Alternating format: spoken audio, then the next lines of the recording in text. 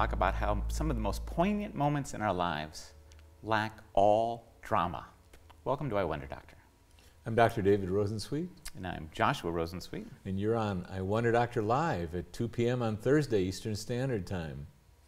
And today we'd like to discuss issues that can relate to one of the primary causes of illness, which happens to be an exaggerated response to the stresses in our life. Notice I will not be saying, get rid of the stresses of our lives. No way. But how we respond to those stresses make the difference between raising a whole bunch of internal biology that will enable us to flee from trouble or fight it, but is ultimately detrimental to our health. When we were talking about this earlier today, you actually opened up with a story about this concept of the most poignant moments in your life not seeming dramatic, not seeming like a movie, not about the $50,000 wedding or parachuting or owning the Ferrari or any of that. That's exactly. Not. And what I find is the more attention I can pay to the moment of life that I'm in, actually be present in the moment, sensing what's going on. Well, yesterday, right in the middle of our workday, the doorbell rings, of course, fine, and two of us rush to the door because it's quite a distance away from our actual office. Yeah. And a new mail lady opens the door.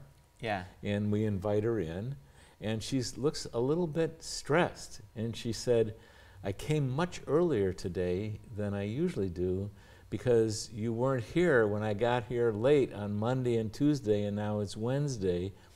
And I was looking at her and paying attention to her, and when you pay attention to people, you get to see a lot, and you get to feel a lot.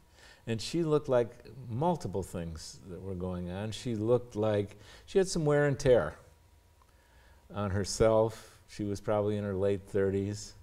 And we all can identify this stuff. You can see the wear and tear on me, for example. Yeah. And at the same time, she was so present and caring so much. I mean, I could feel her open-heartedness and how much it mattered to her that we hadn't gotten the package on time. And I tell you, I started getting tears in my eyes to see the amount of love. I mean, that was my assessment going on in this human being, and how beautiful that made her. So, I find this, that when I can be present and be perceptive about what's going on in every minute, like looking at my own son, whose birthday it is, and pay attention, well, there's all the riches in the world. And I personally think, I know from my own life, that all the interest, the love, the fascination, the beauty, the pain that I could ever want is present in microscopic moments in living our life. All I have to do is be there for it. There's sort of two different stories there. One is in the days when I'm not showing up for the moment, that's just a post person dropping off a package. Exactly. Nothing happens. I'm not moved. I'm not touched. I barely even remember it. If you ask me at the end of the day, did the postwoman come? I go, I don't remember. But the other me remembers to show up for that moment. And even though it doesn't look like much, nothing dramatic is occurring. Literally something in a movie would be such a boring scene, it would never make it. Exactly. Postwoman drops off package right. and talks about how she tried to deliver it days before. But in real life, if we're present for these moments, they're precious and they mean something and they're poignant and they're as valuable as all the radically amazing moments. Yeah. I put myself through college, as you know, as a bellman for very fancy hotels. And one of the things that occurs in very fancy hotels is very large, very expensive weddings. And I was always exciting for these, and they're great for tips. And, and what I saw over and over and over again is that whatever they would tell about that wedding in their future, the honest truth was everyone was stressed out of their gourd. Not everyone, and not every wedding. But even the magical moments, the ones that we've put all the money and all the time into preparing, are actually only magical. Yeah. If we let all that stuff go in the moment, actually show up for our spouse to say our I do's, show up for our parents, have fun with the fact that something went egregiously wrong, right? Yeah. Love the moments for what they actually are, in whatever form they actually take. And it's such a gathering of friends and people that care about you and family, and it's a true celebration. Yeah. That celebrating increasing commitment and devotion and love. But it's like anything else. If you're not there for it, if your mind is going, are the flowers placed properly? Look at that. They're not sitting at the right table, or whatever kind of distractions we can all have. And the same thing I find, as I was saying, there can be all the richness that I can possibly be fulfilled by in every single day-to-day life. And it depends if I'm there.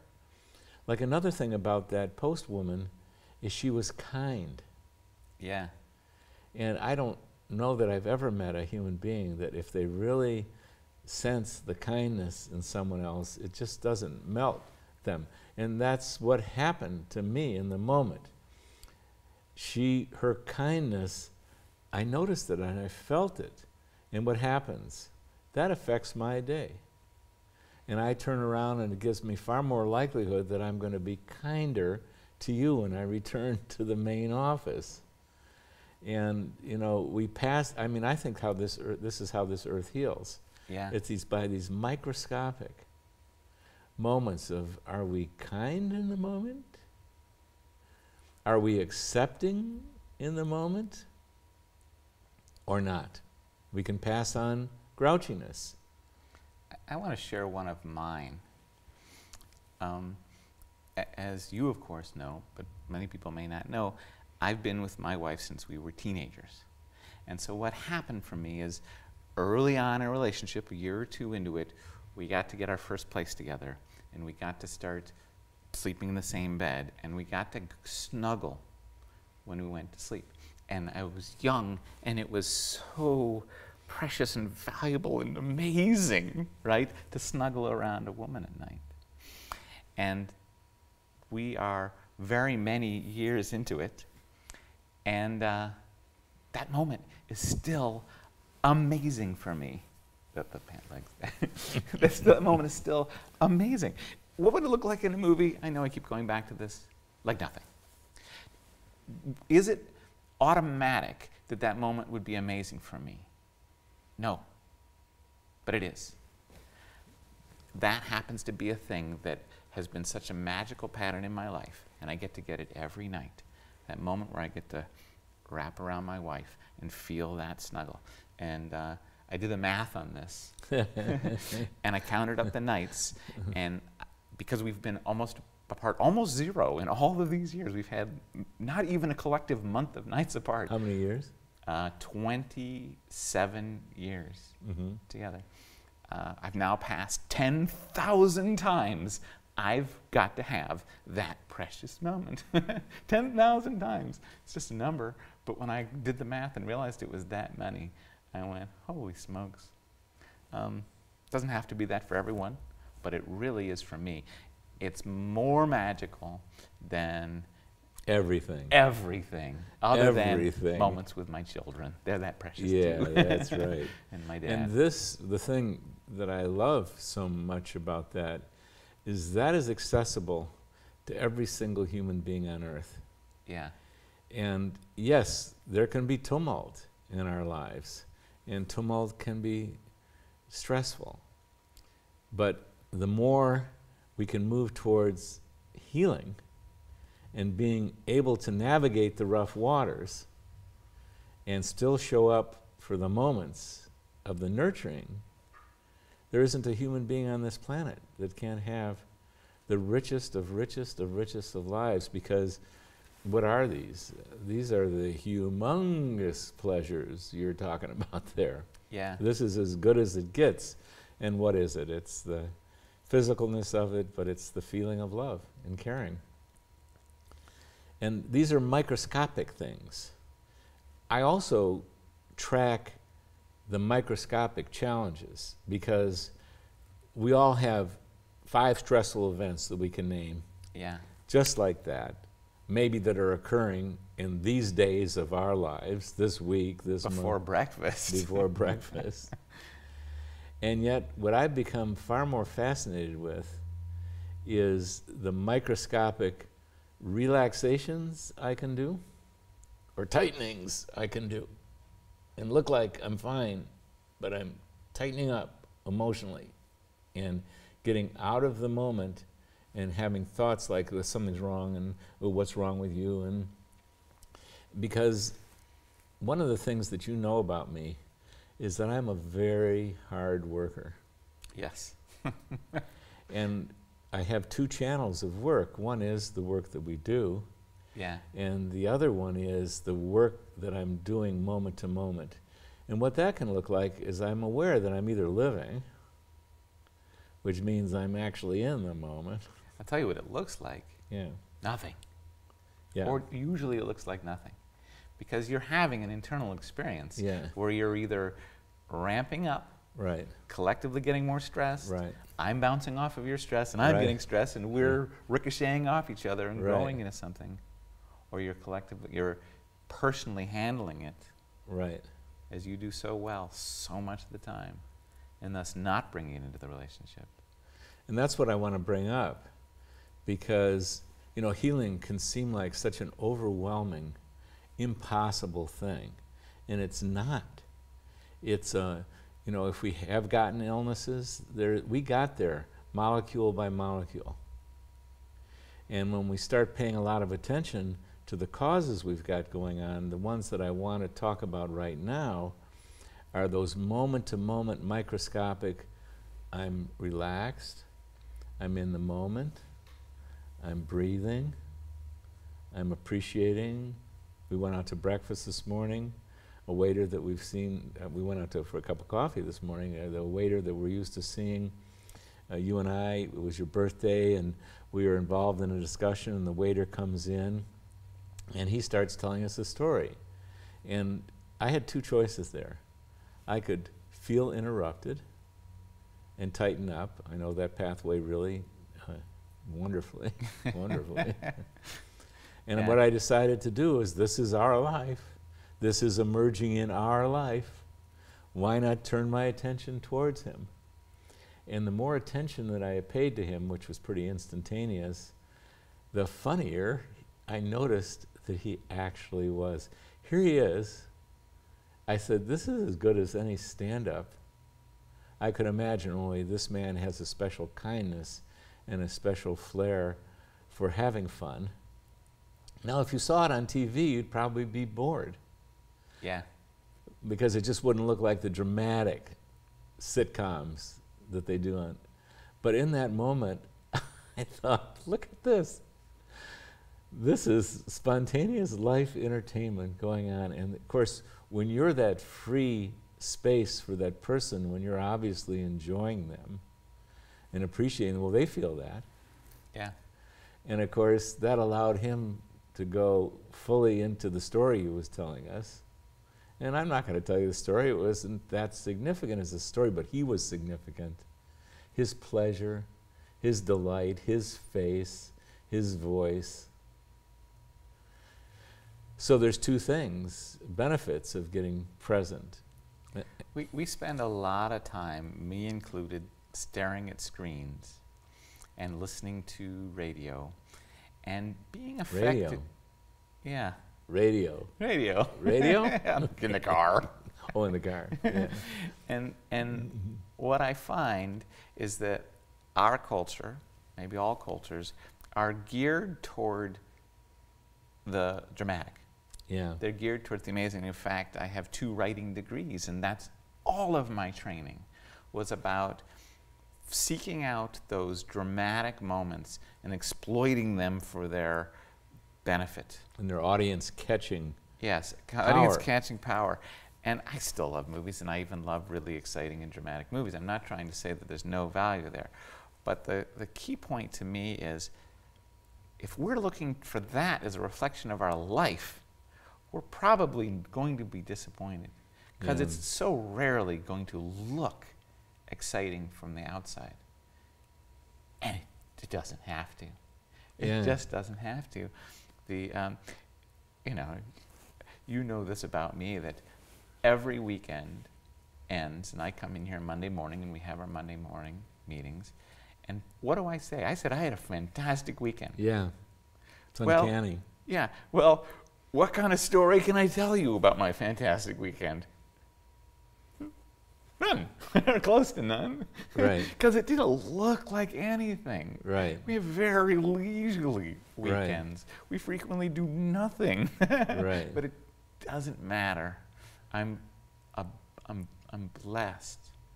I'm truly blessed in that I like and I love my children and my wife.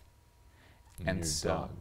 And my dog, my awesome dog. And so There's so that's much enough. there. That's enough, and there's so much there. Just hanging out, laughing at nothing, Right. snuggling, cooking, whatever it is. Most boring movie you'd ever see. And that's the point, that there's that life itself, if you show up for it, has so much in it, including when someone that you care about is upset.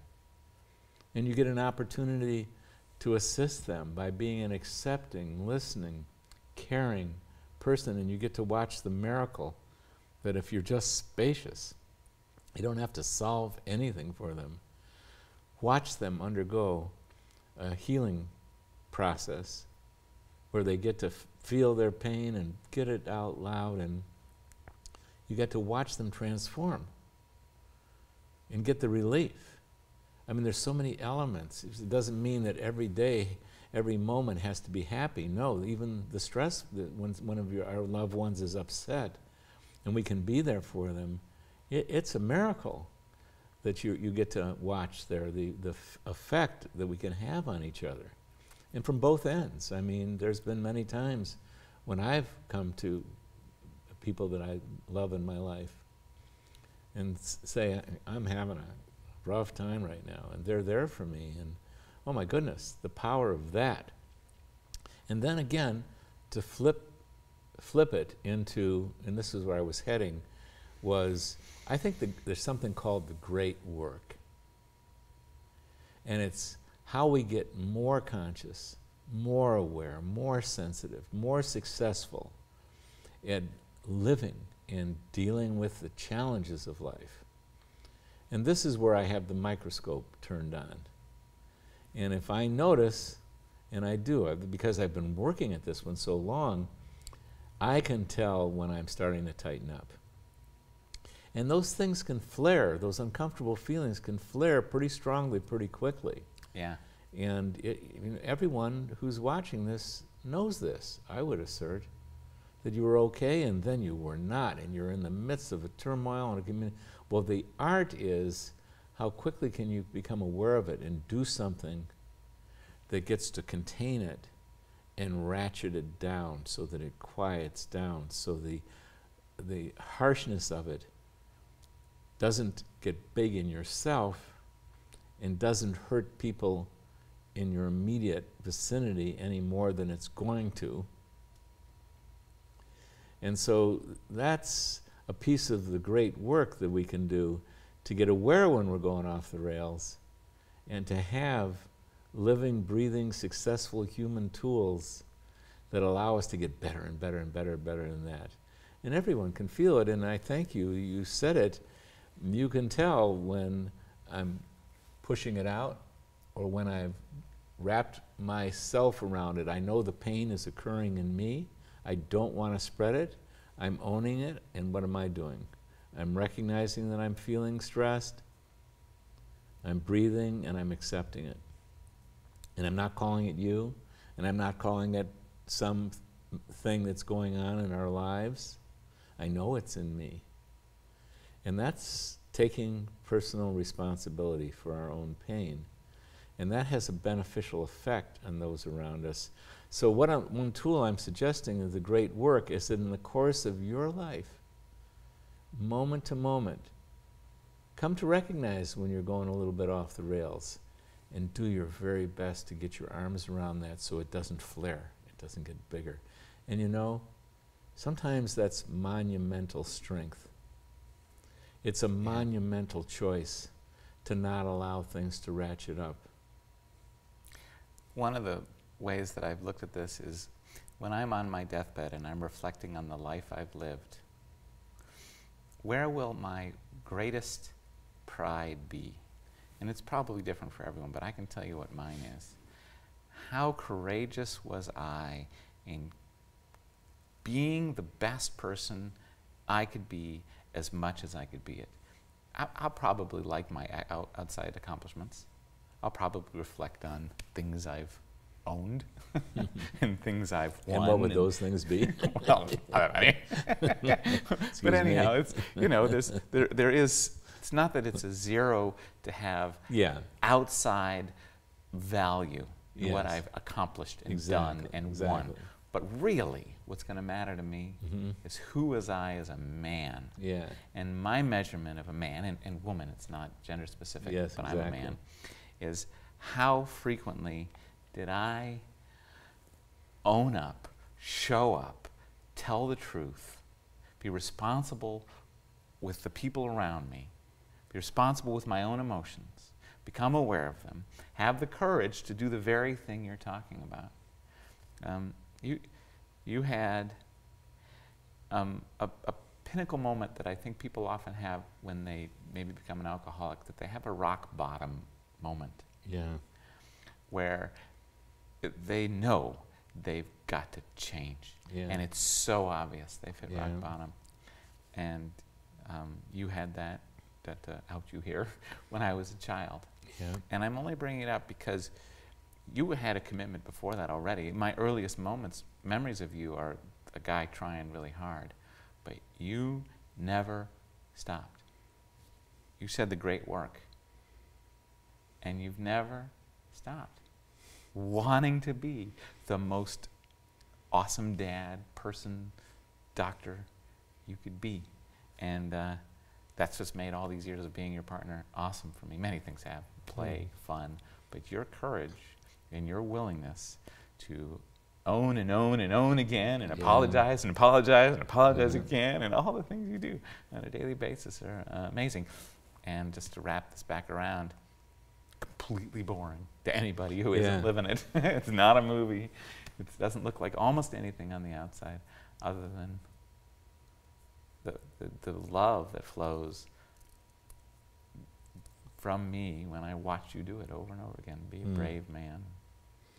And it's been, thank you. Thank you. And how rewarding for me to know that my beloved son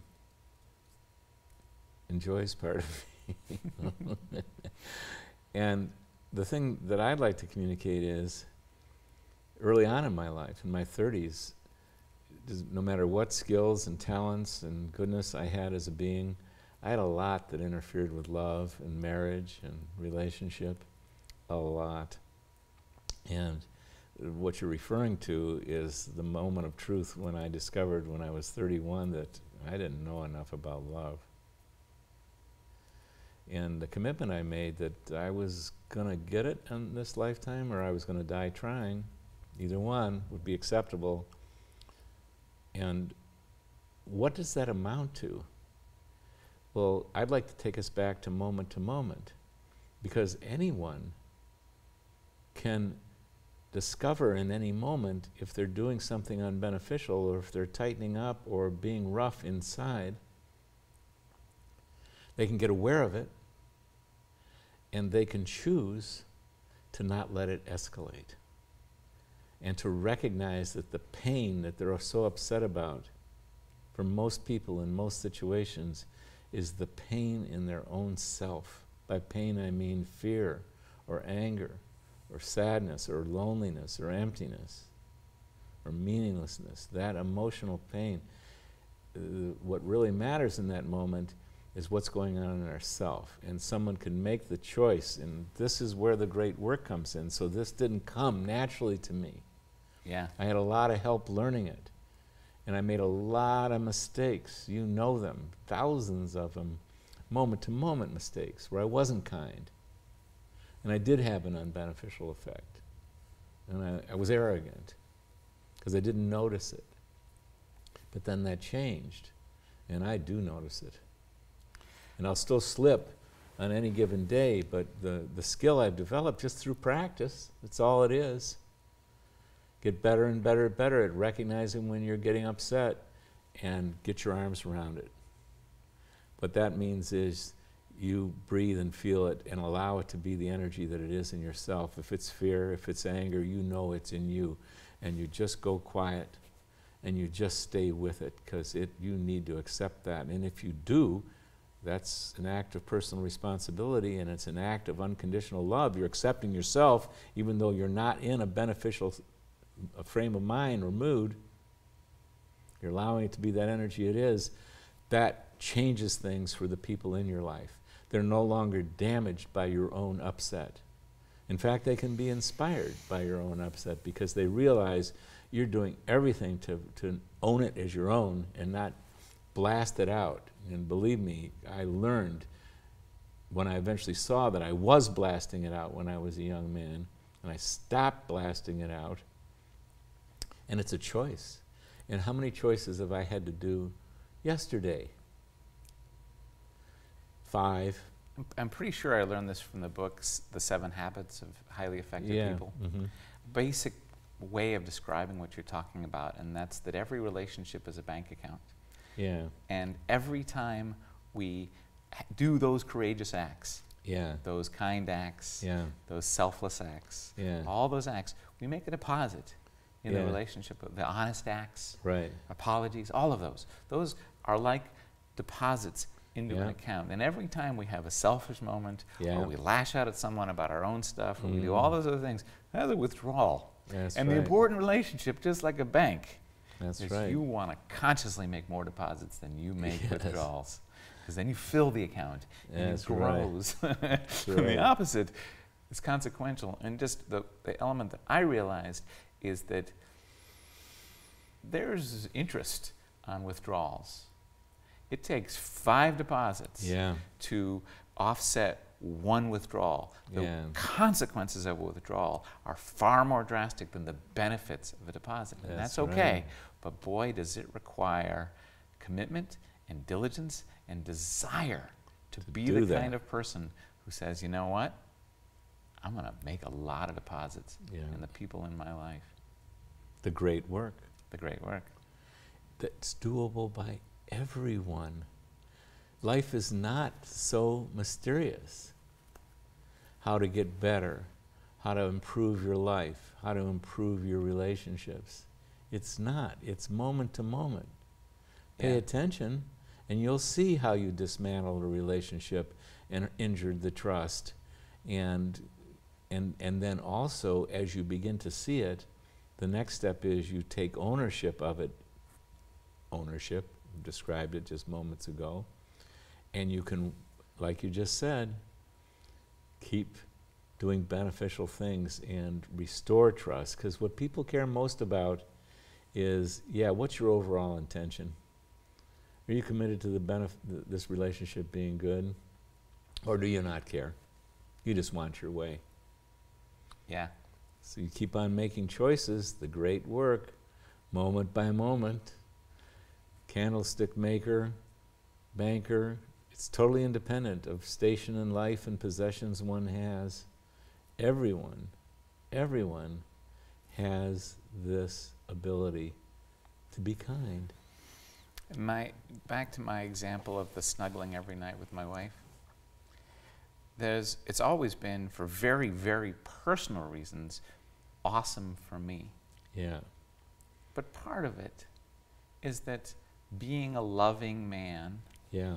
and doing that loving act Yeah. for my wife Yes.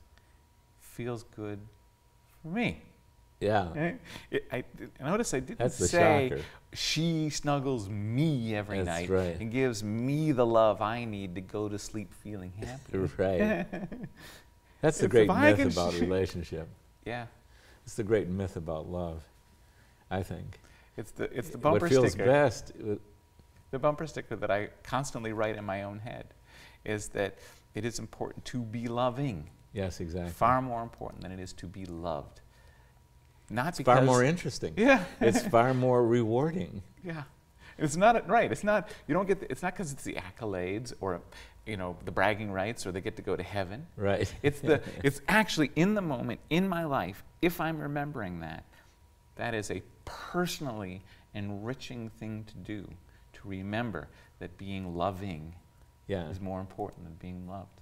And so many people know this when you hear some philanthropist saying, giving, the reward was for me. Yeah. That's what, yes, but it was so rewarding. And you hear people who are giving that you see examples of all over the place. They give to their parents, they give to their spouses, they give to their children. They volunteer their time. They volunteer their time. They'll interview them. What do I know? But it's common when I hear it out there that they're saying, yeah, and you know what? It's also so rich for me. It's the act of loving, of doing loving things. Wow, a lot of different territory. Yeah. As this particular topic would lend itself to. Right. It's the moral, the action, the practice is pay more and more attention to the details of the moment. Not to have an overseer, not to have a second mind that's going, oh, isn't this cute, isn't this good, I'm doing something good. Isn't that sunset beautiful? Yeah, it doesn't work. That just interferes with life. Because when you're in life, you don't have to have an internal sportscaster telling you how it's going. Yeah.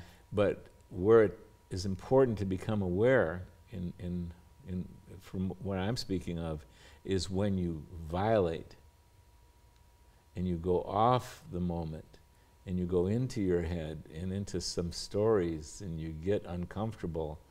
And that's the time to have someone inside of yourself, your own consciousness, recognize microscopically, moment to moment.